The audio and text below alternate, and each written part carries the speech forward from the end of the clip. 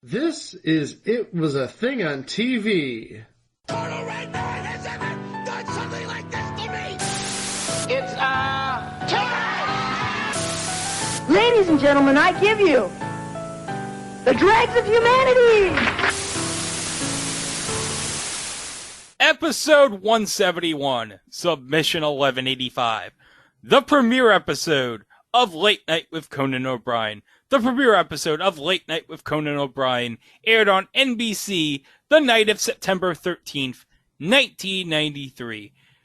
Well, Chico, every career has to start somewhere, as I mentioned in the David Letterman show, all the way back in episode 68. We told the story of David Letterman's start on the morning show on NBC. And the Starland vocal band show before that. We don't count the Starland vocal band show, Chico. Oh. But we are now talking about his successor, Conan O'Brien, which, by the way, in case you don't know, his final show on TBS is airing sometime within the next week or two, depending on when you're listening to this. Yes. And after that, he is migrating to HBO Max for a sketch number. Yes. By the way, since I have the HBO Max, I'm going to spend every waking hour watching that show. Yes. Except when I'm watching In the Heights, but that's neither here nor there. Okay. Well, I'm going to see it tomorrow. And the Cube. And the Cube. Yeah. Well, in 1993, a lot of change was happening in the late night world. David Letterman had moved from NBC to CBS, but there was a vacancy with his old late night TV show. Yeah. David Letterman was basically doing the late night show for CBS, but they had to call it The Late Show because NBC owns Late Night, Lock, Stock, and Barrel. Yes. They didn't own any of David Letterman's shtick, so there. And you know what? It just serves NBC right because, if you remember, this is all a byproduct of the retirement of Johnny Carson, and Johnny Carson was expecting to name David Letterman as his successor. David Letterman was expected to be named the successor. Warren Littlefield had other ideas. Yeah. Yep, Warren Littlefield decided to take a chance on Mr. Black. Thank you. Yeah. And not that Mr. Black. Another Mr. Black. Yeah. Another Mr. Black. Yeah, that's an all-encompassing term for people we don't like. Yes. People who we despise so much, we don't even want to mention them on air. Nope. No. Okay, so, at Johnny Carson's advice, let's say, David Letterman left NBC and signed with CBS to host his own show opposite The Tonight Show. And it would be called, of course, The Late Show with David Letterman. But who is going to do late night? I mean, you can't do late night without David Letterman. Can you? Well, NBC thought, let's just keep the franchise going with someone else. Yeah, it would be basically starting fresh. Sort of a blessing in disguise now that you think about it. It's like, we are starting fresh, and the worst possible thing that could happen is we are being compared to David Letterman.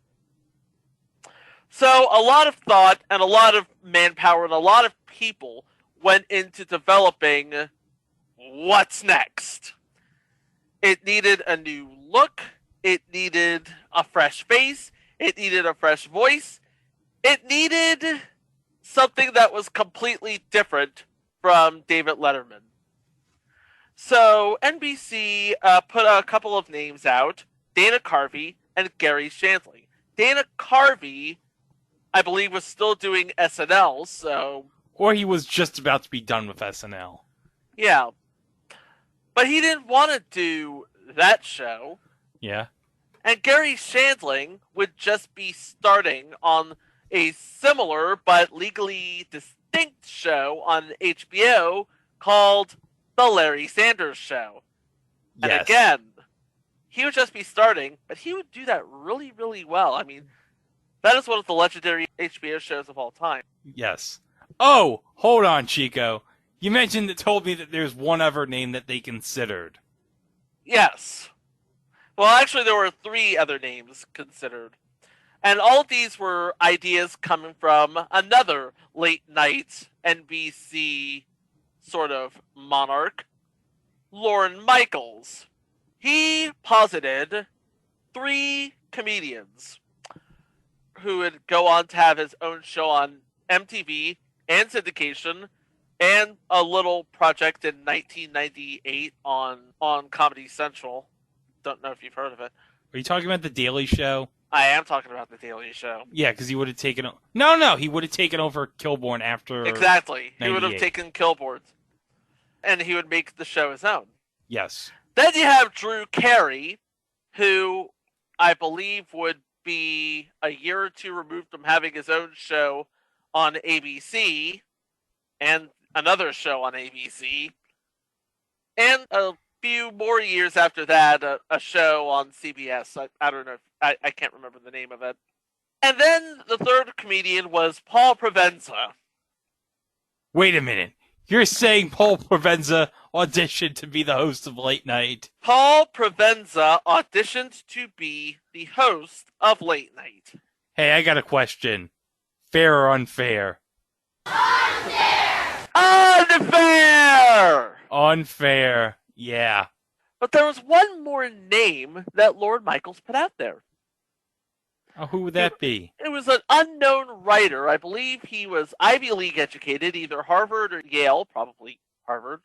It was Harvard. It was Harvard. Harvard educated, wrote for the Harvard Lampoon, wrote for The Simpsons, wrote for Saturday Night Live, had a couple of blink and you'll miss it extra roles, and the quote he said was, about 40 seconds of television performance experience as an occasional extra on SNL sketches. Yeah, because one of them I think was, and this is mentioned because we'll include it in the liner notes, the appearance by Conan O'Brien on David Letterman's show right after he was announced as the host, where he appeared as playing the bongo drums in a sketch with Wayne Gretzky. I remember that episode. And there was one other sketch where he played Deputy Hawk in a sketch about Twin Peaks with Kyle MacLachlan. This was when Kyle MacLachlan was hosting. Yes, in 1990. And Chris Farley played Leo Johnson. And confessed that he, quote-unquote, did it. Meaning he killed Laura Palmer, which, no! Actually, the killer was Laura Palmer's dad, possessed by a supernatural being named Bob. Bro. Spoilers. Oh, it's a 30-year-old spoiler. They all know it.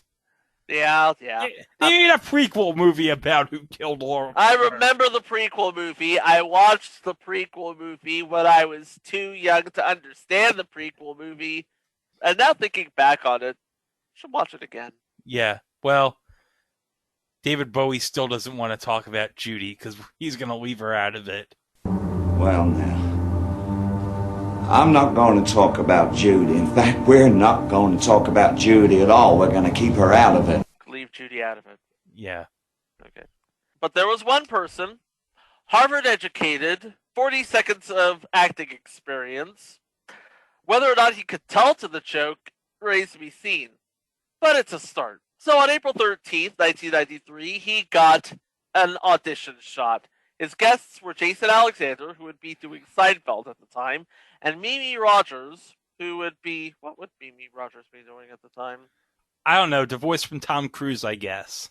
Yes. That particular moment, she would be divorcing Tom Cruise. Oh, no! No, do you know what Mimi Rogers was doing in the spring of 1993? What was she doing? She was naked in Playboy. Oh, that's right, she was! I forgot about that. Mm-hmm. So, yeah.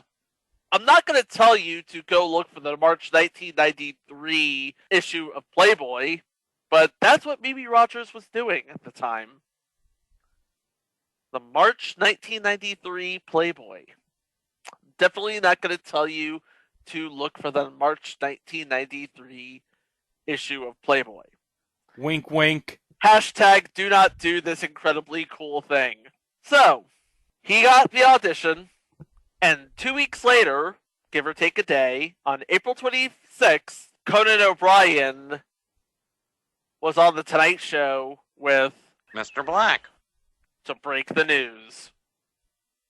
Late Night with Conan O'Brien would premiere that September on NBC. So this would premiere September 13th, a full 2 weeks after David Letterman premiered on CBS.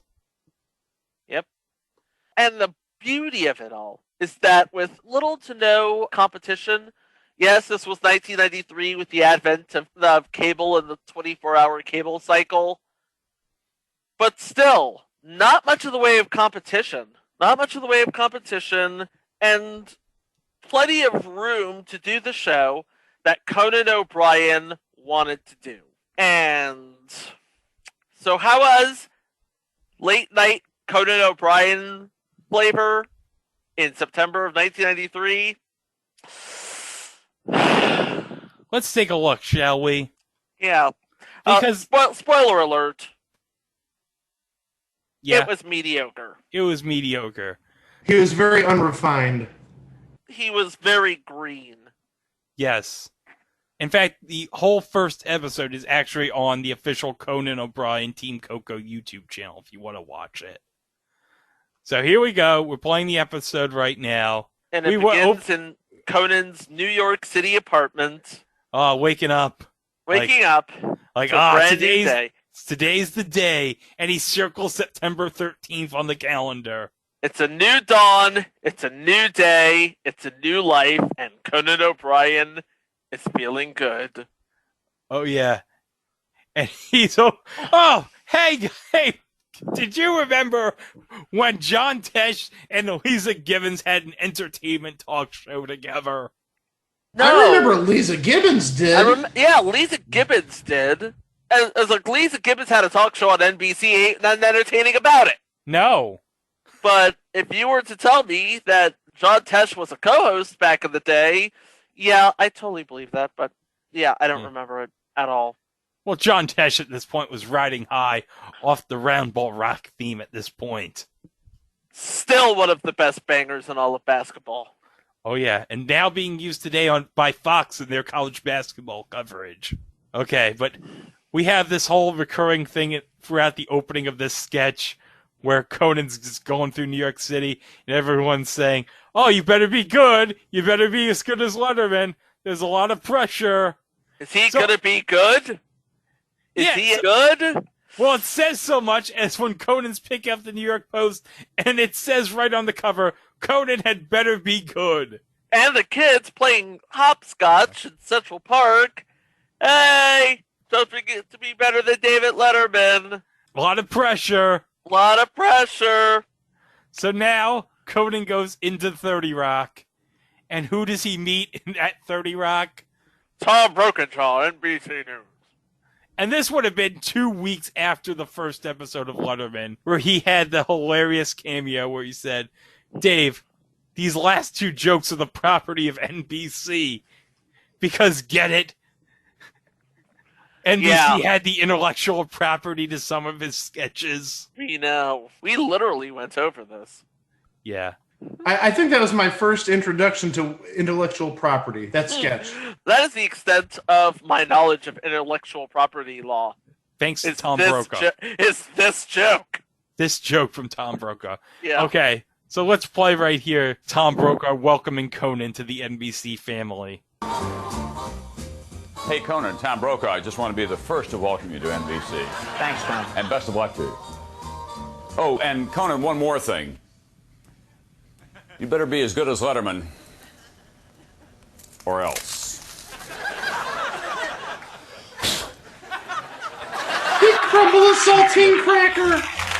Yeah, he crumbled a saltine cracker and he blew on it like, whew, right? I'm gonna do this to your body. Oh yeah. if you are not as funny as Letterman. Even to the point where even his own crew is saying, "Oh, I hope you're good." Oh. Well, now we're. Wait, what does that say? Oh, he had a bouquet of flowers in his dressing room, and they all say, a lot of pressure. Be as good. You better be good, or a lot of pressure. A lot of pressure. Get it? Because that's what everyone's saying to him.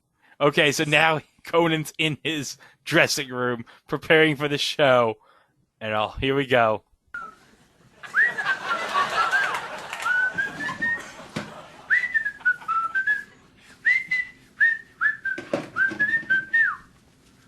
Putting on the makeup.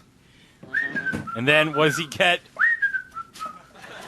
He has a news. Oh, God. No, don't do. Oh, no. Do not. No. You're on, Mr. O'Brien. Now or do I have a minute? Right now. Ouch. Takes the noose off. What can I say except... Yeah, they went there. They went there. That's the kind of joke that would not fly in 2021. No, it wouldn't have. No, it would not. But it's perfectly captured how everyone felt at this time. Because maybe even how Conan O'Brien felt himself. It was like, why does this guy have a talk show? Because, okay, unless you were a very inside baseball type of person, you had no idea who Conan O'Brien was. And everything right now is just reading like, yes, I'm getting all of this firsthand too. I'm just meeting Max Weinberg for the first time. I still don't know what the hell kind of show I want to do. Yeah, it's basically it in the monologue. But there is one funny joke here. It's a pretty, It's on point. It's on point. So here, let me play it for you right here. I'm working it. But, in all sincerity, I am very thrilled to be here. This has long been a dream of mine to do this, and to do it well. We'll see. And I remember when I was a kid, I used to think about doing it, actually in high school. I used to say, I remember saying to my friends, if there's any way that I could someday be a talk show host. I'm serious. You people. And, kids are cruel. And I remember they started laughing at me a lot of the time. And they said to me, O'Brien, the day you get your own talk show is the day there's peace in the Middle East.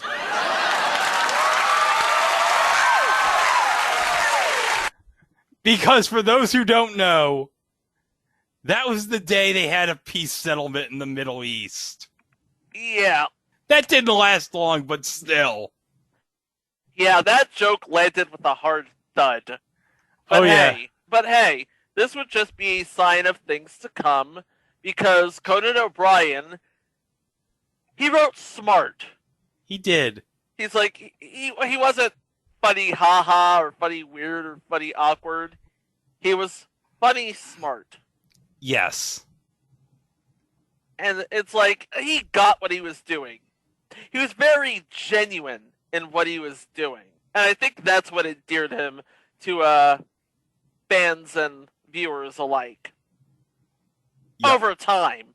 Because you remember, he still has no idea what he's doing. No. And right now, because this is the first time in almost 30 years that I've seen this. Yeah. Here we see Andy Richter for the first time. Yep. And here we see Andy and Conan talking for the first time. Maybe in their lives. I'm sure they probably talked in the audition process or whatever. Or maybe wasn't Andy originally hired as a writer, I think, for Conan? I believe he was. Mike, can you I don't know, but you'd think they'd rehearse at least once. So this wouldn't be the first time they met.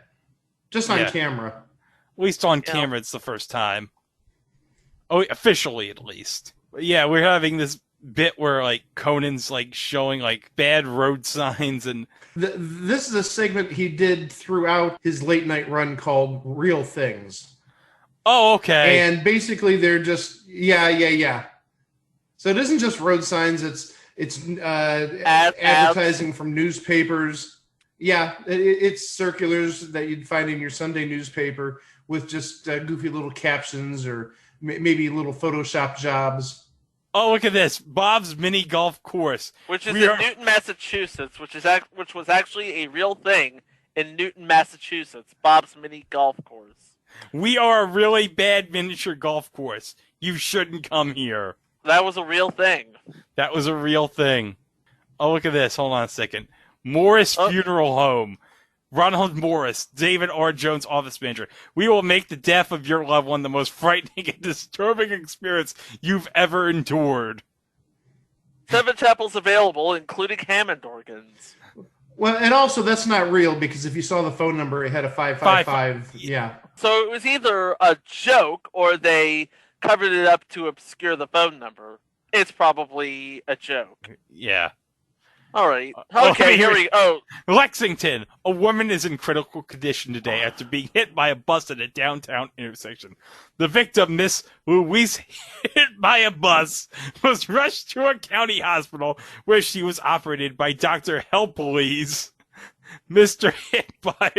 Hit by a bus husband, John, hopes she's okay, spent the night sitting up with her. Oh, wow. Hospital officials stated that her condition is critical. They refuse to say what color her shirt is. Police say that all people named Ian Mitchell are subject to arrest pending further investigation of the abdominal... Whatever. That's not necessarily the important part. Oh, yeah. That's just the circular part's the important part. But again, you could see his rawness, his greenness. As you're saying, yeah, his greenness, just with that humor. And in future installments, we're talking about the mid 2000s when he did real stuff, or whatever the name of the segment was. Yeah, Real Things. When he did Real Things in like mid 2000s, it was a little more subtle humor. It had more Photoshops in it. And really, the writing was a lot stronger than what you saw there. Yes, that hit by a bus was funny, but it's like tip of the iceberg to what you'd actually see from Conan O'Brien in the next 10 to 15 years. Yeah, it's indicative of his style of humor, which, like I said before, it was smart humor. It wasn't gallows humor. No. Oh. And then you have the benchmark of all talk shows, The First Guest. Which is John Goodman. And guess what? John Goodman comes out on stage, and there's a bunch of people willing to take him and Conan's picture together. Yep, and some spliced audience shots from... Oh, look, he's got a medal that says First Guest. No, that is not the president. No. Yeah, I thought it might have been Bill Clinton, too. No. I think it might be someone who looks like David Dinkins. I think Perhaps. that's the joke. Yeah, that's a good point. First Guest. Again, indicative of the style of humor Conan O'Brien is known for. Of course, it's like I look at this sort of thing, and you know what I'm reminded of? What? The annual countdown to New Year's in the Central Time Zone. Oh, yeah. Oh, by the way. Yes. Yes. Oh, the New Year's shows were so classic in the Central Time Zone. Every time it was New Year's Eve, I just watched Conan like the next hour just to see the countdown for the Central Time Zone. Right? Yeah. You and me, yes, absolutely. But I also love how the set has all the pictures of all the old late night hosts at 30 Rock. And there's some pictures of Ernie Kovacs, too. And I believe, look at this picture as I'm showing you guys right behind John Goodman. There's Ernie Kovacs with, I believe, is that Evie Adams? Yeah, Evie Adams, that was his wife. Yes. And partner, yes. And partner. I was wondering who that was. I was trying to place a name to Well, her face. And... well, remember, Mike, according to Gilbert Gottfried, she was the ninth most effable person in the world. Oh, she's at You're not least wrong. sixth. She's at least sixth. A six? So see, somewhere between 6 and 9. 6 and 9. Nice. Oh, I see what you were going with there. Yeah. But yeah, and again, this was just one of the things that you're taught when you're trying to learn how to be a good conversationalist is eye contact. Yes. And Conan O'Brien had that in spades. You could tell he was very fascinated with listening to John Goodman talk about what he's talking about. Oh, yes. Okay, we have something right here. Yes, it is. But back up to the special effects technician. And it's just a guy dancing. Yep. And we're back. There you go. And you know what? Kudos to John Goodman for just playing along with it. Oh, now, yeah. Was that Brian Stack, who's a longtime contributor to Conan shows? Possibly. I think that was Brian Stack. Take off the beard and the mustache. I think that's Brian Stack. The beard and the mustache and the hair. Yeah. Well, the hair I can give or take, but I'm looking at the facial hair. Okay. I think that's Brian Stack. Oh. I'm going to do some quick research here. Because Brian Stack, of course, now is on the Late Show with Stephen Colbert's staff, if I believe. Yes, he is. Okay. Yeah. All right. That's Brian Stack right now. Yeah. I'm going to say it is. Case. I'm going to say it is. Yeah, let's just say it. Let's just say that's Brian Stack. Whatever. Brian Stack left Conan. Gosh, it would probably be about 5 years ago at this point, and he went to Colbert. Yeah. And by the way, John Goodman looks like Mr. Potato Head. Look at that. Look at that. They merged John Goodman's face with Mr. Potato Head. Fun fact, John Goodman was actually auditioned to be on SNL. More on that on previous entry, SNL 80. That's right. We have that in the director's cut in the archive, so you can go listen to that. Yeah, because where's Roseanne at this point? In its 5th, 6th season? 93 would be... It's definitely on the way out. It was either the next to the last or the last. No. Roseanne was still 97. Yeah, it would be like the 6th season, I believe. I think it started 88. Didn't start in 87, I can tell you I know it was starting to go downhill. It was, but it didn't really start to go downhill until, like, last season, I think. Yeah. Basically. Which we already covered, actually. Oh, and actually, I have an answer to the Brian Stack thing. That is not Brian Stack. That was not Brian Stack? No.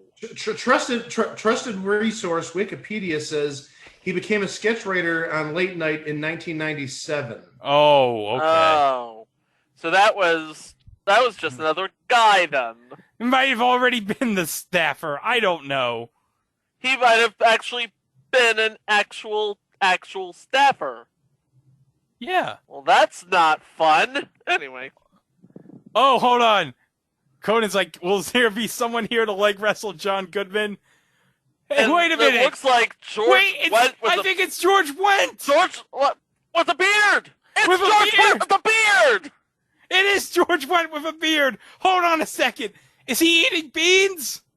No, he's not eating beans. No, but he's about to eat John Goodman's leg. Oh my God. This is just all I can say is find this episode on YouTube because this is for real. Yeah, 2 literal and figurative heavyweights. And 2 of the nicest guys to come out of the early to mid 90s. Oh yeah. Look at I can't believe really doing this. They're really doing this. Look at this. They're leg wrestling. Leg wrestling.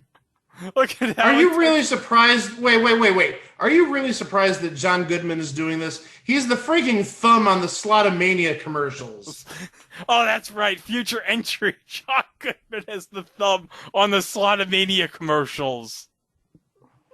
Yep. Oh, hold on. Wait, we're not done yet. Oh, yeah. Hold on. We still got like 13 minutes of show. Hold on a second. Because we got Conan teasing something here. Hold on a second. He's throwing it to Bob Costas. Yeah, let's play it right here. We'll be right back. In this half hour, we've got Drew Barrymore and Tony Randall, and we'll tell you who won the leg wrestling competition. But first, let's check out what's coming up on Later with Bob Costas. Bob? Thanks, Conan. Coming up on Later, something worth giving up that extra half hour's sleep for as we take a loving look back at the classic film, The Wizard of Oz. I'll be talking with the 2 surviving cast members. All right, now, you're 84, and you are... 140. And still going strong, obviously. You have fond memories of Judy Garland? Sure. Sweet lady. But did she have problems even then? She drank. She drank, but no more than anyone else. We were all professionals. What was it like working with Ray Bolger? Hey, what do you think you're doing? I'm sorry, I'm just, How would you like if someone did that to you? Right. Well, okay, fine. What about Bert Lahr? Was he really a cowardly guy?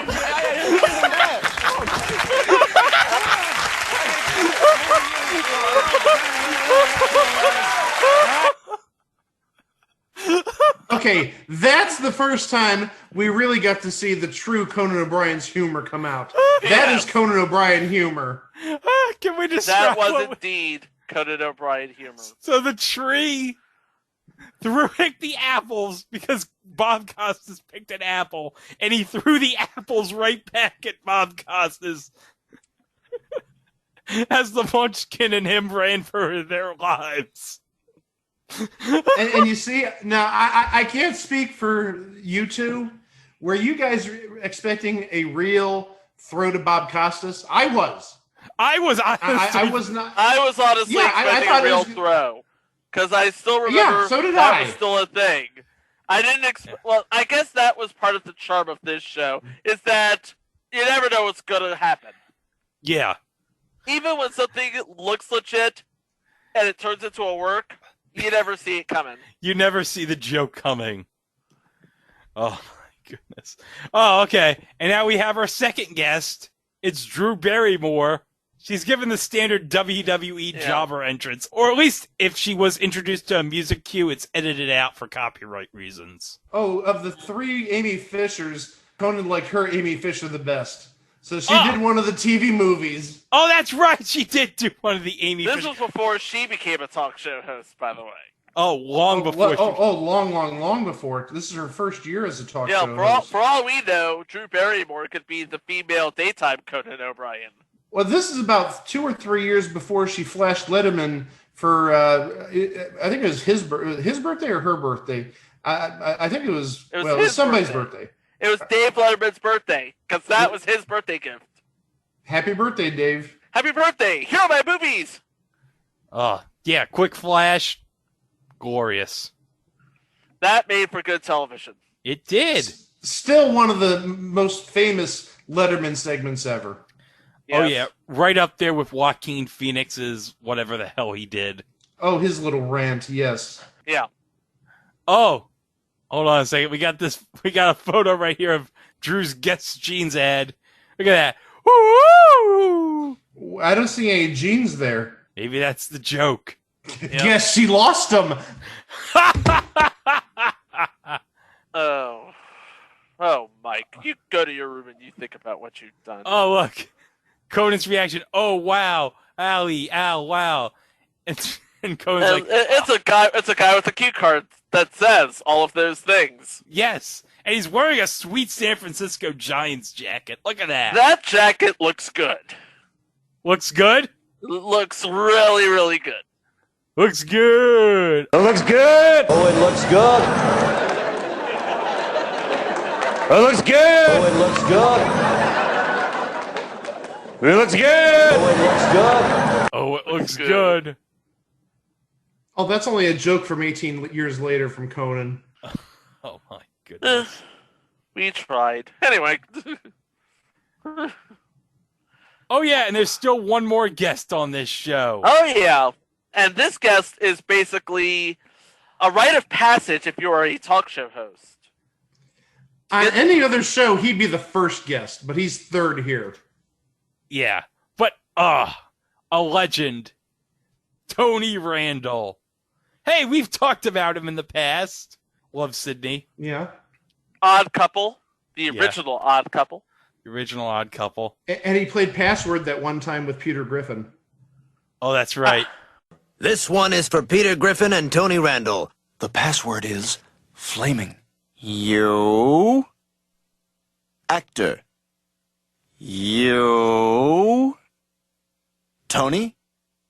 You. You know what? I'm surprised, guys, that Tony didn't mention the one time, like he said on Password Plus, about that one person on Password that made him those wonderful sandwiches. You know, Pretty busy over there. we were talking backstage, and I haven't been on this show. Of course, it's been off the air. That's probably Last time I was... when we were on, I used to love to do the show because we got those wonderful sandwiches. Yes. A girl used to, on the show, used to make sandwiches. Yeah. They're incredible, and put them in your dressing room. Yeah. So I asked what happened to her. What happened? She quit making sandwiches on the show, went back to school, and is now a doctor. Really? Yeah, her name is Nancy Zeba. Oh, Nancy. Yeah, she made those wonderful sandwiches. Well, the food's not as good, but the show's better. But she became a physician. Yes. Well, you see, you can become anything from Password. Go argue with that. Except some of us who keep doing the same old thing, and I got to tell you, it's good to be doing the same old thing again. Remember? It was like on his second episode on Password Plus. And he was talking about the woman who made all the wonderful sandwiches. Uh-huh. You know what I'm waiting to hear Tony Randall talk about? What? Kentucky Fried Chicken! Kentucky Fried Chicken? It's an old Daily Show joke. Oh, okay. From the Kilborn era? Mm-hmm. Okay. Oh, look, there's a picture of Joe Franklin. Tony's looking at all the pictures. I believe I see John Tesh in the background, too. I'm surprised nobody's mentioned that yet. Oh, yeah, that is Tesh. Yes. I think that's Snyder. I don't know. I think that looks like Snyder. Let me just blow it up, enhance. Well, Tesh definitely would. Yeah, Tesh wasn't a nighttime talk show host. So I think that's Snyder, because Snyder would have worked at NBC at the time. Well, back then. Because he was still not 93, yeah. No, he was still doing CNBC at this time. Oh, true, yes. I was thinking you're talking about NBC proper. Well, yeah, because didn't he leave CNBC, Schneider, to do the Late Late Show? Yeah. When Letterman hired him in '95. Okay. Yeah. And okay, here we are at the end. So let's play that. Our first show is over. Many viewers are probably turning in for the night. Now, while I don't want to discourage people from watching later with Bob Costas, I do realize that there are many people out there who are insomniacs and would love some help getting to sleep. But one of the things I can offer as a new host is my beautiful singing voice. So for those who need it, I'd like to offer this simple lullaby. Edelweiss, Edelweiss, every morning you greet me, small and white, clean and bright. You look There's a nun crying. Blossom of snow may you bloom. Oh no! And grow. There's a Nazi soldier in the crowd crying. Forever. And John and Drew are crying. Oh god, that's... Oh! Oh, and it ends with Tony Randall.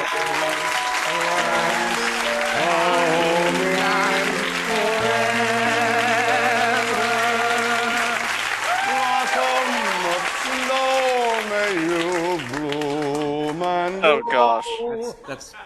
That's enough.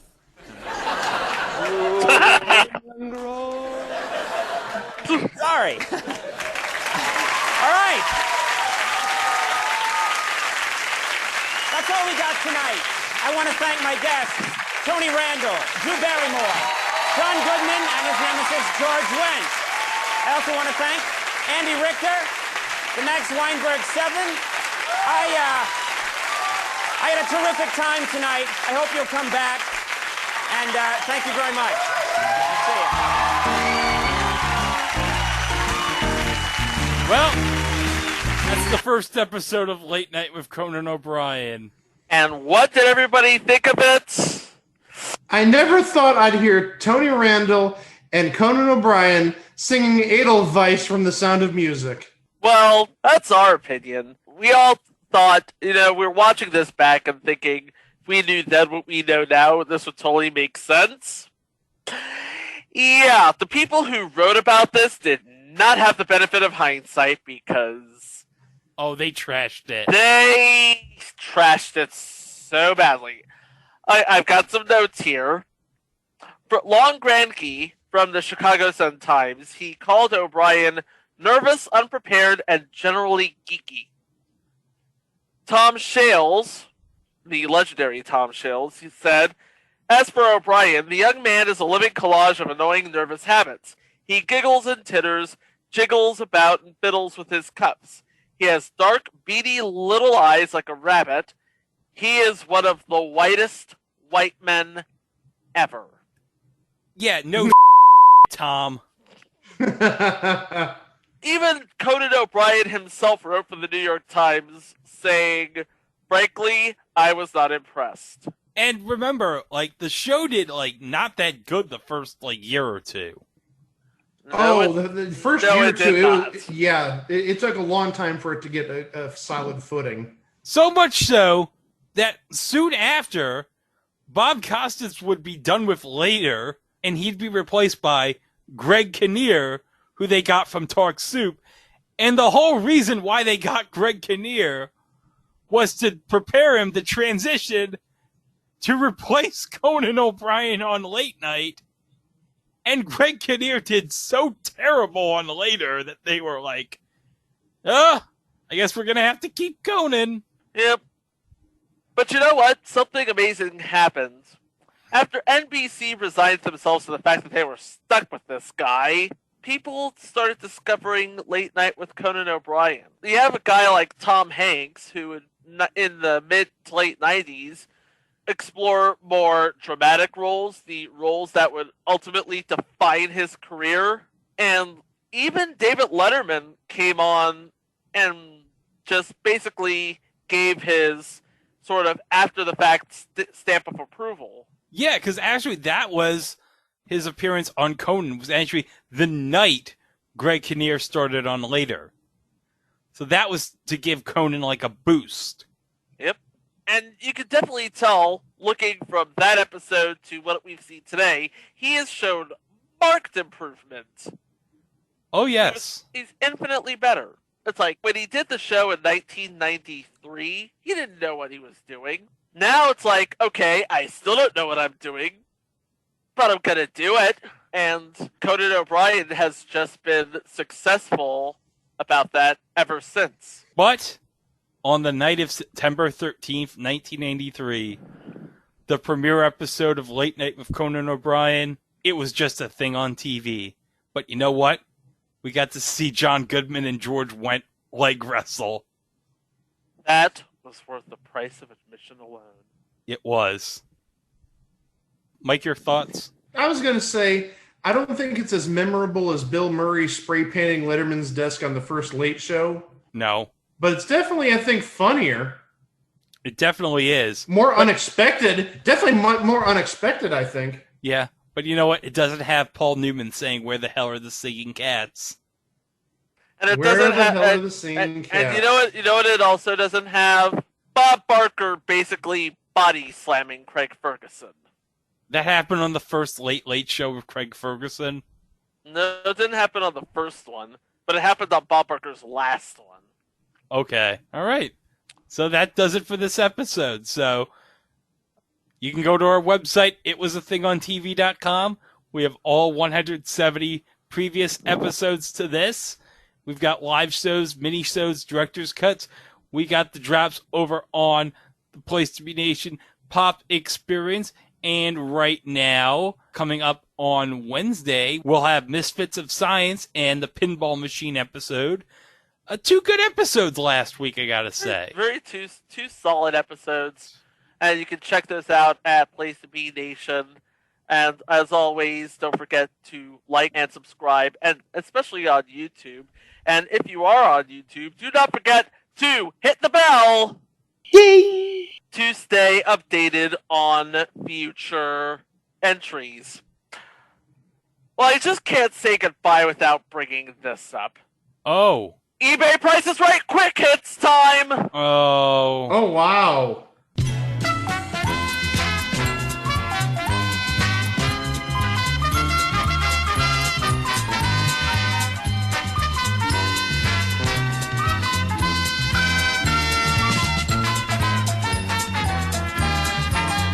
Alright, this is a rare 2004 Late Night with Conan O'Brien with a dog metal lunchbox. What? Yeah, give us more details. Okay, it is a metal lunchbox with Conan O'Brien and a dog. That is what it looks like. Was it a promotional thing? It might have been, because that's all I could find on it. It's rare. It has the NBC copyright date. Unfortunately, it does not have a thermos in it. It's just a lunchbox. A metal lunchbox from 2004. Huh. A metal lunchbox. Condition used. Okay. Greg, you want to bid first? $59.99. Mike? I don't think I've ever said this, but I'm going to do it right now. 1 penny. The actual buy it now price for this late night lunchbox, $64.99. Oh! Didn't It even backfired. It didn't even have a thermos. How can you have a lunchbox without a thermos? It's like, what are you going to put in there? Baseball cards of Magnum PI or something? Oh, that's a previous Who needs a thermos when you have this monster? Oh, wow. Oh, yeah. You're not seeing this, but Mike got a big-ass thermos. 3/4 of a gallon, son. 3 liters, actually. Over 3/4 of a gallon. Ooh. Mike's big-ass thermos. Mike's big-ass thermos. Is that for the same company that made Big-Ass Ham? That's David Letterman. We're talking about Conan O'Brien right now. Oh, but I wish. Oh, yeah. But next episode, we're going to cover, because we're not done with all the Conan O'Brien stuff. Not by a long shot. We're just getting started. We're covering an episode that's very bizarre, but also amazing. It's incredible. That could describe a number of episodes of Late Night with Conan O'Brien. Yeah, but you know what, audience? We want you to be on your best behavior, because if you're not good, we're going to have to send you to Naughty Land. It's Naughty Land.